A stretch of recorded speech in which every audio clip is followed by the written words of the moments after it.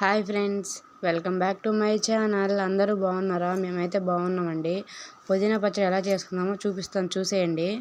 First పెన్నం పెట్టి అందులో oil వేసి బాగా పచ్చిమిరకాయలు వేపేసుకుని తర్వాత పక్కనెట్టేసి పచ్చిమిరకాయలు తీసి పక్కనెట్టేసుకొని టమాటాలు వేసేసుకొని టమాటాలు వేపేయండి. అవి వేగిన తర్వాత మళ్ళీ పుదీనా వేసేసుకొని పుదీనా కూడా బాగా వేపేసుకోండి. అంతలో ఈ టమాటాలు ఏం చేస్తారంటే ఇక్కడ ఉన్నాయి కదా చూడండి, అందులో ఎల్లుల్లిపాయలు, కొంచెం జీలకర్ర, కొంచెం చింతపండు అందులో ఎట్టేయండి. మగ్గిపోతుంది, చింతపండు అనేది మగ్గిపోయిద్ది, బాగుంటుంది, టేస్ట్ బాగా ఉంటుంది. అదిగో చూడండి, ఇది కూడా వేగిపోయింది. చూడండి ఎంత బాగుందో పుదీనా.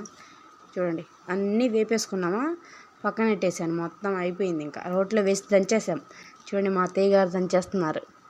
పచ్చిమిరకాయలు వేసి ఫస్ట్ కొంచెం బాగా మెత్తగా దంచేసుకోండి. రోల్ లేని వాళ్ళు మిక్సీకి వేసేసుకోండి అన్నీ కలిపి. తర్వాత టమాటాలు, ఎల్లుల్లిపాయ, జీలకర్ర వేసేసుకొని దంచేసుకోండి. ఇవి కొంచెం కొంచెం అట్లా మెదిగాక మళ్ళీ పుదీనా వేసేయండి.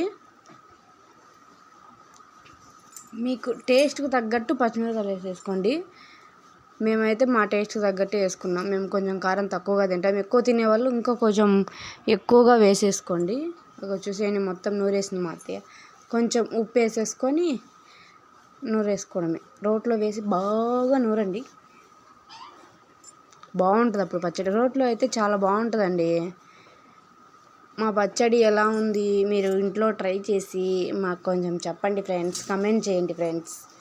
మళ్ళీ దీన్ని తిరగమాత పెట్టేసుకోవాలండి. పెన్నం పెట్టి ఆయిల్, తిరగమాత గింజలు, మళ్ళీ కరివేపాకు,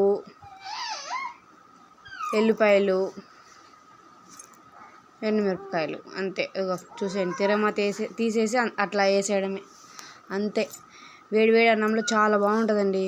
బాయ్ ఫ్రెండ్స్, నెక్స్ట్ వీడియోతో మళ్ళీ వచ్చేస్తాను.